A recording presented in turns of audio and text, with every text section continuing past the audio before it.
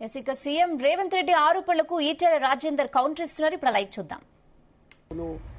వడ్డీ లేని రుణాలు ఏదైనా మహిళలకు ఏది లేదు, ఒక్కటి టచ్ చేసింది. అంటే అది పెద్ద అయ్యేది లేదు పోయేది లేదు కాబట్టి మహిళలకు ఇచ్చినాం. ఆ మహిళలకు కూడా ఇవాళ బస్సులన్నీ కూడా తగ్గించుకుంటా పోతే ఇవాళ మహిళలు కుప్పలు కుప్పలుగా బస్ స్టాండ్లో వెయిట్ చేస్తాను తప్ప తిట్టుకుంటుంది తప్ప అది లేదు. రెండవది రైతాంగానికి కూడా నువ్వు చాలా ఇచ్చినావు. రైతులారా మీరు రుణం తీసుకున్నారా లేదా చెక్ చేసుకోండి. రుణం తీసుకోకపోతే ఇప్పుడే వెళ్ళండి బ్యాంకుకు 2 లక్షల రూపాయలు రుణం తీసుకోండి, నేను ముఖ్యమంత్రి అయిన తర్వాత నీకు 24 hours ఇస్తా అని చెప్తున్నాను. ఇవాళ నువ్వు చెప్పిందేమో ఎన్నికల ముందేమో 60 లక్షల మంది రైతులు అని చెప్పినావు. కాదట మొత్తం అధికారంకి వచ్చిన తర్వాత 40 లక్షల మంది రైతులు అని చెప్పినావు. 34,000 కోట్లు అని చెప్పినావు. మీకు అధికారం రాకముందు సమాచారం లేదంటే ఒక అర్థం ఉంది. అధికారంకి వచ్చిన తర్వాత 40 లక్షల రైతులని చెప్పినావు, 34,000 కోట్లు అని చెప్పినావు. ఇవాళ 34,000 కోట్ల రూపాయలు అని చెప్పి నువ్వు విధి విధానాలు కళా చేసేది అంటే అల్లికి అల్లి సున్నకు సున్నా మోసం చేసే ప్రయత్నం చేసినావు, ఎగబెట్టే ప్రయత్నం చేసినావు తప్ప ఇచ్చే ప్రయత్నం లేకపోతే అందరు లొల్లి పెడితే అప్పుడు ఎన్నికల ముందు ఎట్లయితే అన్కండిషన్గా ఇస్తా అని చెప్పినావు 2 లక్షల రూపాయలు చేస్తా అని చెప్పినావు. కానీ నీ ప్రకారంగా నీ సీఎంఓ ఆఫీస్ రిలీజ్ చేసిన లెక్క ప్రకారంగా 17,900 కోట్లు అన్నావు. అది కూడా అగ్రికల్చర్ డిపార్ట్మెంట్ దగ్గర లెక్కలు లేవు. అవి 13,000 కోట్లు ఇచ్చినావా 12,000 కోట్లు ఇచ్చినావా ఎక్కడ ప్రజల వెబ్సైట్లో పెట్టలేదు. అంటే రైతులకు ఇచ్చినటువంటి అనేక హామీలు 500 రూపాయల కౌలు రైతుకి ఇచ్చేటువంటి డబ్బులు కావచ్చు, రైతు కూలీలకు 12,000 రూపాయలు ఇచ్చేది కావచ్చు. అంటే ఇట్లా రైతులకే ఇన్ని రకాల హామీలు ఇచ్చినావు. అది కూడా ఇక మిగతా అయితే ఎక్కడ నువ్వు టచ్ చేయలేదు. నువ్వు ఏ పాలసీల మీద కూడా మిగతా వాటిల్లో ఎక్కడ కూడా నువ్వు టచ్ చేయలేదు. కానీ నువ్వు ఏమన్నావంటే ప్రపంచంలో ఇప్పటిదాకా నదుల ప్రక్షాళన, నదులను అప్గ్రేడ్ చేసుకోవడం, క్లీన్ చేసుకోవడం అంటూ అక్కడక్కడ జరిగినాయి. లండన్ పక్కన థేమ్స్ నది కావచ్చు, ఇంతకుముందు నువ్వు ఇవాళ ప్రస్తావించినటువంటి సబర్మతి నది మీద కావచ్చు, ఇలా గంగా నమామి పేరిట గంగా నది ప్రక్షాళన కావచ్చు, ఇవన్నీ ఉన్నాయి. కానీ నువ్వు ఏమన్నావంటే ఇక్కడ మీకు ఇది సబ్మిట్ చేస్తా అంటే మూసీ నది ప్రక్షాళన కోసం 1,50,000 కోట్ల రూపాయలు అవసరం ఉంటుందని రేవంత్ రెడ్డి గారు ఇచ్చినటువంటి స్టేట్మెంట్. అది ఆయన ఇచ్చింది చదవమంటే కూడా చదువుతా. Telangana chief minister A Revanth Reddy has recently inaugurated a ground-breaking 1.5 lakh crore project aimed at revitalizing the Musi River. 1,50,000 కోట్ల రూపాయలు పెట్టి చేస్తాను చెప్తున్నాను. ఇవన్నీ మీకు పంపిస్తా. కానీ నేను అంటున్నా మీకు తెలివి ఉన్నట్ట లేనట్ట, కనీసం మాట్లాడే ముందు సమాచారం తెలుసుకున్నట్టా లేదా అని అనుకో, ఆలోచన చేయాలి. అహ్మదాబాద్లో నరేంద్ర మోడీ గారు కూడా సబర్మతి నది దగ్గర బ్యూటిఫికేషన్ కానీ క్లీనింగ్ కానీ చేసింది. దాని కాస్ట్ వచ్చేసి 1,400 కోట్ల రూపాయలు అండి. మీరు వెబ్సైట్లో కొడితే దొరుకుతుంది. మొత్తం దాని మీద మోడీ గారి ప్రభుత్వం ఖర్చు పెట్టిన డబ్బు 1,400 కోట్ల రూపాయలు. మీరు గూగుల్లో ఎక్కడ కొట్టినా కూడా మీకు దొరుకుతుంది. ఆ కాగితం కూడా మీకు పంపిస్తాను. తర్వాత 2,525 కిలోమీటర్ల గంగా నది, 2,525 కిలోమీటర్ల గంగా నది. ఇంత పెద్ద గంగా ప్రక్షాళన కోసం మోడీ గారు ప్రవేశపెట్టినటువంటి స్కీమ్లో ఇవాళ దాని మీదనే కాశీ ఉంటుంది, దాని మీదనే అలహాబాద్ ఉంటుంది, ఈ ఢిల్లీ, ఆగ్రా, మధుర ఇవన్నీ యమునా తీసుకొచ్చి మళ్ళా గంగనే కలుపుతుంది. కలకత్తా నగరం దాని మీదనే ఉంటుంది, కాన్పూర్ దాని మీద ఉంటుంది. అంటే ఒక్క మాట చెప్పాలంటే నాకు తెలిసి యూపీ ఒక 50 కోట్ల జనాభాను తాకకుండా వస్తుంది కావచ్చు. యూపీ, బీహార్ లాంటి ప్రాంతాలంతా కూడా కలుపుకొని వస్తుంది. ఇవాళ ఈ గంగా ప్రక్షాళన ఒక్క వారణాసిలోనే కాకుండా అది అలహాబాద్లో ఉంటుంది, పాట్నాలో ఉంటుంది, మళ్ళా యమునా కలిసిన తర్వాత ఢిల్లీ దగ్గర ఉంటుంది. ఇవన్నీ చేస్తే వాళ్ళు ఇప్పటిదాకా ఖర్చు పెట్టిన డబ్బు 20,000 కోట్ల రూపాయలు మనం మార్చి వరకు ఖర్చు పెట్టి 20,000 crore rupees 20,000 కోట్లు ఖర్చు పెట్టి 2,511 కిలోమీటర్ల గంగా నది ప్రక్షాళన కోసం గంగా నమామి పేరిట ఖర్చు పెడుతున్న డబ్బు ఇంత. ప్రపంచంలో ఏ ప్రభుత్వం ఏ దేశం కూడా ఇట్లా ఖర్చు పెట్టలేదు. నువ్వు మాత్రం 1,50,000 కోట్లు అంటున్నావు. అయితే మాకు ఎక్కడ అనుమానం వస్తుందంటే, 2 నీవు ఈ తెలంగాణ రాష్ట్ర ప్రభుత్వంలో అవుట్ సోర్సింగ్ ఉద్యోగులుగా పనిచేస్తున్నారు 12,000 రూపాయలకు 14,000 రూపాయలకు 17,000 రూపాయలకు పనిచేస్తున్న ఉద్యోగులకి 4 నెలలుగా వాళ్ళ జీతాలు లేవు. 4 నెలలుగా వాళ్ళ జీతాలు లేవు. దవాఖానాల్లో గవర్నమెంట్ దవాఖానాల్లో మందులు లేవు. ఇవాళ 3 సంవత్సరాలుగా గ్రామ పంచాయతీలలో చిన్న చిన్న పనులు చేసినటువంటి పాలక మండలి కానీ చిన్న చిన్న పెట్టి కాంట్రాక్టర్లు కానీ వాళ్ళ బిల్లులు రావట్లే అని చెప్పి సూసైడ్ నోట్ రాసి దాదాపు 60-65 మంది చనిపోయినారు ఈ మధ్య కాలంలో. అంతకుముందు చాలా ఎక్కువ మంది చనిపోయినారు. వాళ్ళు అంటున్నారు, మీరు కనుక ఇవ్వకపోతే, మేము చేసిన పనులకు కనుక బిల్లులు ఇవ్వకపోతే వడ్డీలకు కూడా సరిపోతలేదు, చచ్చిపోతాయని వాళ్ళు అంటున్నారు. పాత బాకీలు పని. ఇవాళ ఫైనాన్స్ డిపార్ట్మెంట్కి పోతే 7% నుంచి 10% వరకు కమిషన్ ఇవ్వకపోతే బిల్లు బయటకు వస్తలేదని చెప్పి అంటున్నారు పైసలు లేక. ఒకవేళ రిటైర్డ్ ఉద్యోగి కనుక బెనిఫిట్స్ రావాలంటే, ఉద్యోగి రిటైర్డ్ అయిన తర్వాత బెనిఫిట్స్ ఏవైతే వస్తాయో వాటి కోసం కూడా డబ్బులు లేవట, డబ్బులు లంచమిత్తి వస్తున్నాయట. ఇవాళ నీవు ఏ 6 గ్యారెంటీలు అయితే ఇలా అమలు అన్నావో దానికి కూడా డబ్బులు లేవని చెప్తున్నావు. చివరికి మొన్న ఫిబ్రవరి 10th నాడు ఆర్టీసీ కార్మికులకు 270 కోట్ల చెక్ ఇచ్చిండు. 280 కోట్ల చెక్ ఇచ్చిండు. ఆర్టీసీ కార్మికులకు వాళ్ళకి ఇవ్వాల్సిన డబ్బులు ఒక 280 కోట్ల చెక్ ఇస్తే ఫెయిల్ అయిపోయింది. ఇప్పటికి 2000 చెక్కులు ఫెయిల్ అయ్యేది ఎక్కలేదు, ఫస్ట్ టైం ఫెయిల్ అయిపోయింది. వాళ్ళ లెక్క ప్రకారంగా నేను మాట్లాడుతున్నా కాదు, వాళ్లే అసెంబ్లీలో ఈ బడ్జెట్ మీద, ఈ తెలంగాణ రాష్ట్ర ఆర్థిక పరిస్థితి మీద ప్రవేశపెట్టినట్టు వైట్ పేపర్ మీద చర్చ జరిగినప్పుడు అప్పుల ఊబిలో కూరుకుపోయింది. ఇప్పట్లో ఇది బాగుపడే పరిస్థితి లేదని చెప్పి చేసిండు.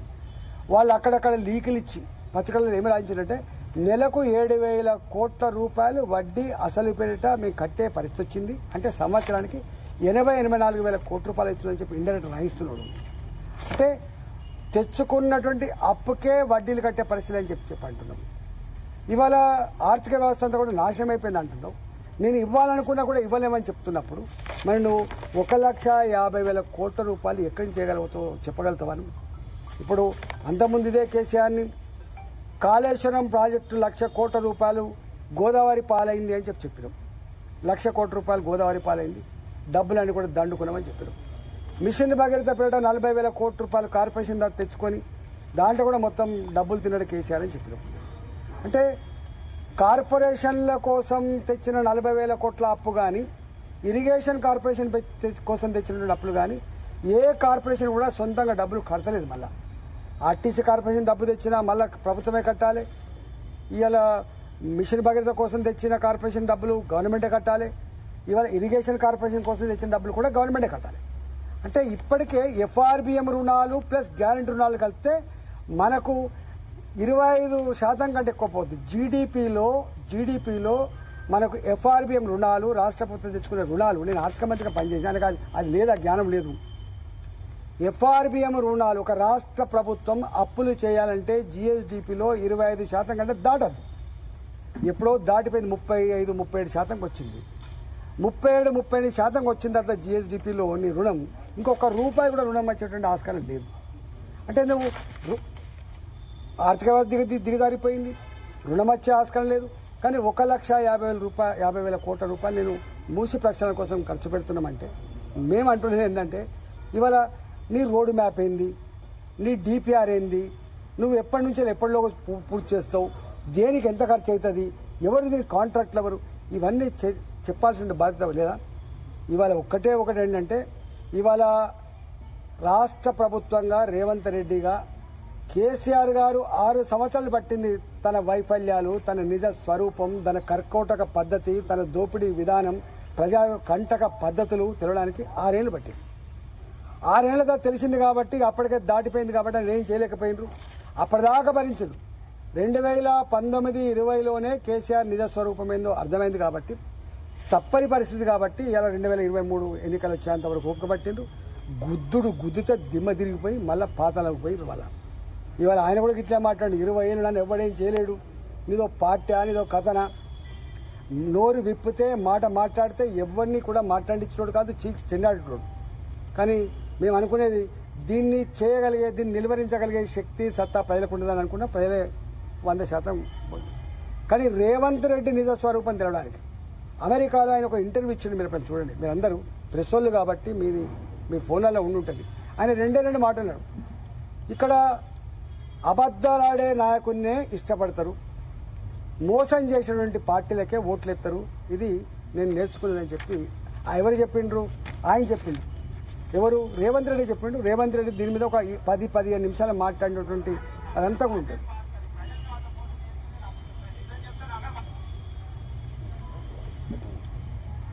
నేను ఇంతకుముందు కూడా ప్రెస్లో చూపించిన, మళ్ళీ కూడా ఇప్పుడు మీకు అందరికీ ఆయన మాట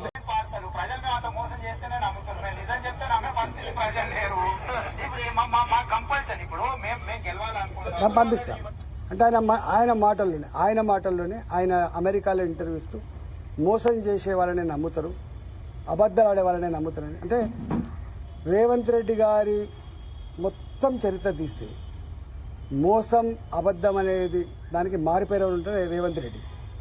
ఆయనే పచ్చకామెరలోనికి లోకమంతా పచ్చగనట్టుగా ఇక మమ్మల్ని సన్యాసులు, మమ్మల్ని పిచ్చుకుక్క కలిసిందానుడు, మమ్మల్ని ఇట్లా నేను ఇప్పటికి కూడా అంటున్నాను, రేవంత్ రెడ్డి గారిని ఒక సవాల్ చేస్తున్నా.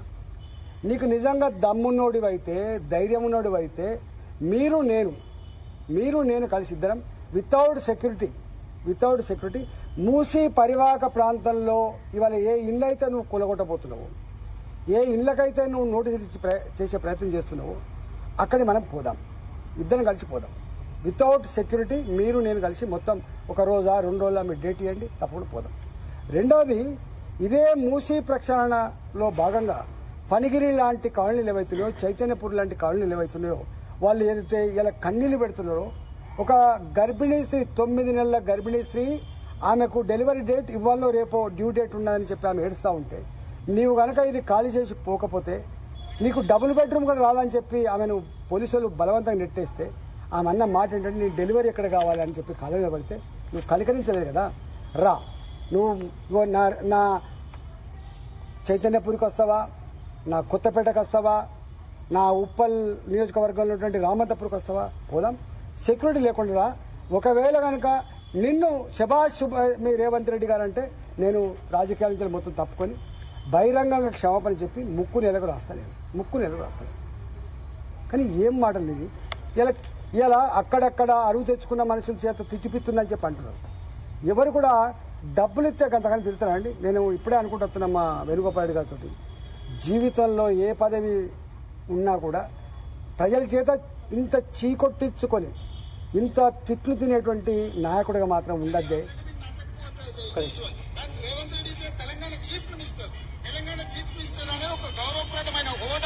ఇది కూడా మీకు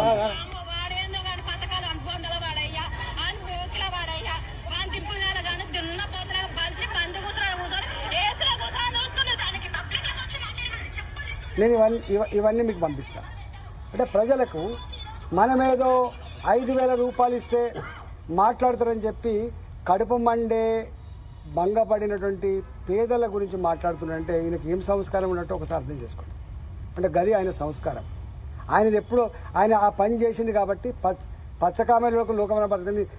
నీ పనే గది కాబట్టి పైసలు ఇచ్చి లొల్లి పెట్టించి పైసలు ఇచ్చి ఇట్లాంటి చేయించి పైసలు ఇచ్చి ఆ మీడియాని మేనేజ్ చేసేటువంటి పని కాబట్టి నువ్వు అట్లే మాట్లాడతావు. కానీ గతంలో ఉన్న ముఖ్యమంత్రి కూడా అట్లే మాట్లాడు. మాకు బ్రహ్మాండంగా ఉన్నారా ప్రజలు, వీళ్ళు కొద్దిమంది పిడికల మంది సన్యాసులు ఇట్లా మాట్లాడుతున్నారని చెప్పిండు.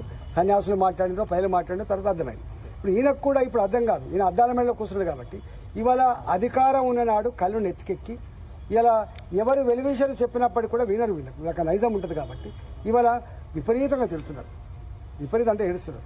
ఇవాళ ఎప్పుడు కూడా రేవంత్ రెడ్డి గారు ఒక్కటి గుర్తుపెట్టుకో, ఇల్లు కూలగొట్టోళ్ళు, నీడను చెదరగొట్టోళ్ళు ఎవరైతుందో, గూడు చెదరగొట్టోళ్ళు ఎవరైతుందో, పెళ్లిని ఎత్తగొట్టోళ్ళు పాపం తగిలిపోతారంటారు జనరల్గా. తెలంగాణలో ఏముంటారంటే ఈ ఇద్దరికి ఎక్కడ కూడా చరిత్రలో ఎప్పుడు కూడా తప్పకుండా ఏదో ఒకటి అనుభవించక తప్పదని చెప్తారు.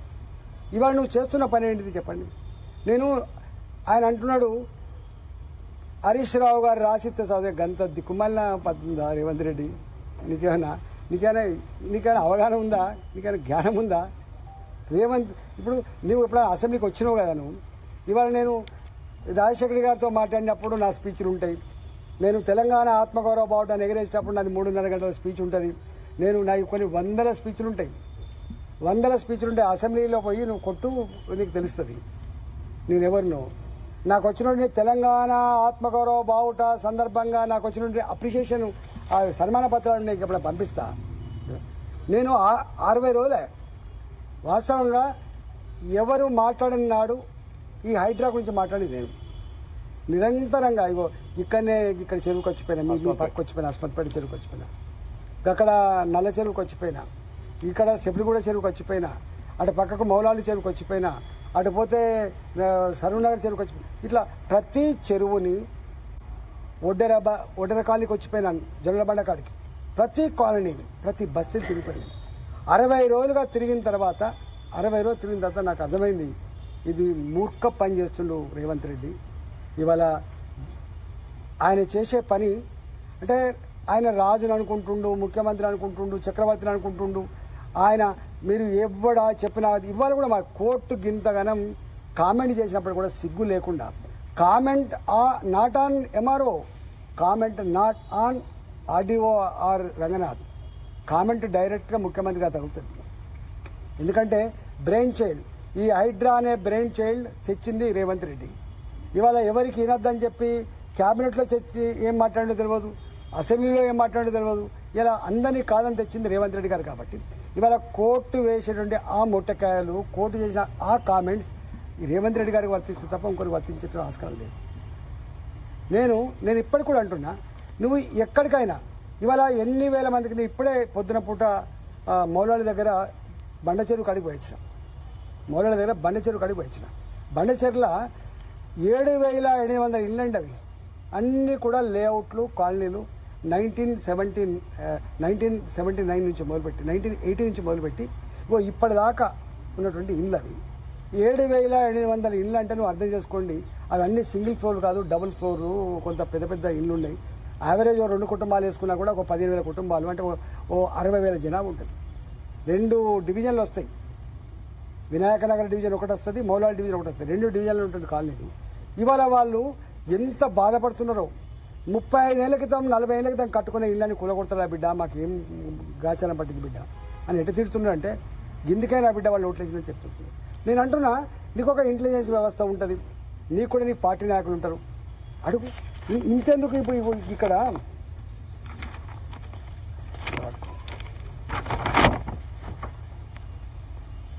మూసీ వ్యతిరేకలతో పోరాటం కోమటిరెడ్డి వెంకటరెడ్డి, మూసీ వ్యతిరేకలతో పోరాటం కోమటిరెడ్డి వెంకటరెడ్డి.